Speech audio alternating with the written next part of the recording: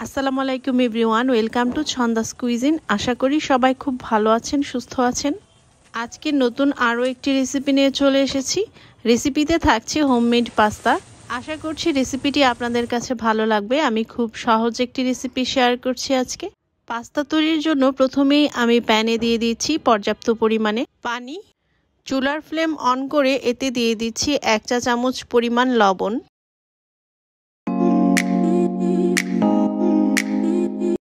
পানিটা ফুটে উঠলে এতে দিয়ে দিচ্ছি প্রায় 1 কাপ পরিমাণ পাস্তা। পাস্তাগুলো চুলায় দিয়ে একটু নেড়ে দিতে হবে। পাস্তাগুলো সিদ্ধ হওয়া পর্যন্ত অপেক্ষা করতে হবে। পাস্তাগুলো যখন সিদ্ধ হয়ে যাবে তখন বোঝাই যাবে এগুলো একটু ফুলে উঠবে। দেখতেই পাচ্ছেন পাস্তাগুলো কিছুটা ফুলে উঠেছে এবং এগুলো সিদ্ধ হয়ে গেছে। এগুলো এখন আমি পানি ঝরিয়ে নিচ্ছি। তারপর সেম প্যান চুলায় বসিয়ে আমি দিয়ে দিচ্ছি কিছুটা সাদা তেল। আপনাদের কাছে যদি বাটার থাকে তাহলে বাটার ব্যবহার করতে পারেন। তেল কিছুটা গরম হয়ে আসলে এতে দিয়ে দিচ্ছি পেঁয়াজ কুচি। পেঁয়াজ কুচি কিছুটা নেড়ে চেড়ে দিতে হবে, একদম লাল করে ভেজে ফেলা যাবে না। কিছুক্ষণ ভেজে নেওয়ার পর এতে দিয়ে দিচ্ছি প্রায় 1/4 কাপ পরিমাণ টমেটো সস। সস দেওয়া হয়ে গেলে তারপর নেড়ে চেড়ে মিশিয়ে দিচ্ছি। এই পর্যায়ে দিয়ে দিচ্ছি প্রায় 1.5 কাপ পরিমাণ তরল দুধ।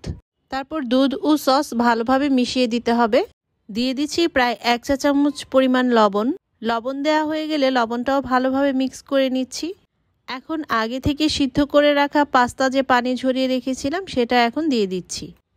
পাস্তা দেওয়া হয়ে গেলে পাস্তার সাথে অন্যান্য যে উপাদান ছিল সেগুলো ভালোভাবে মিক্স করে নিতে হবে।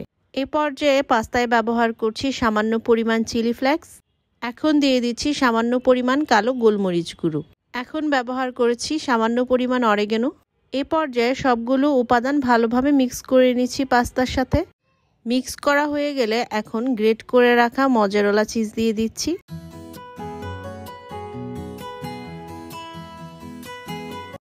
টুকরো করে কেটে রাখা কিছু মজারেলা চিজও আমি এখানে ব্যবহার করছি।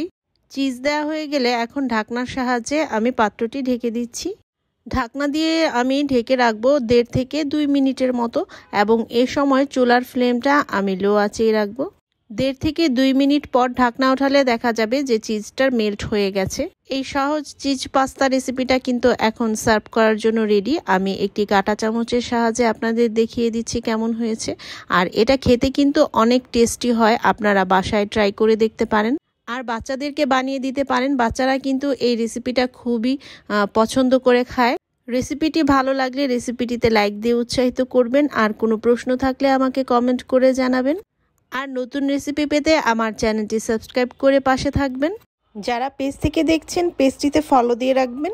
সবাই ভালো থাকবেন, সুস্থ থাকবেন। আমার এবং আমার পরিবারের জন্য দোয়া করবেন। আল্লাহ হাফেজ।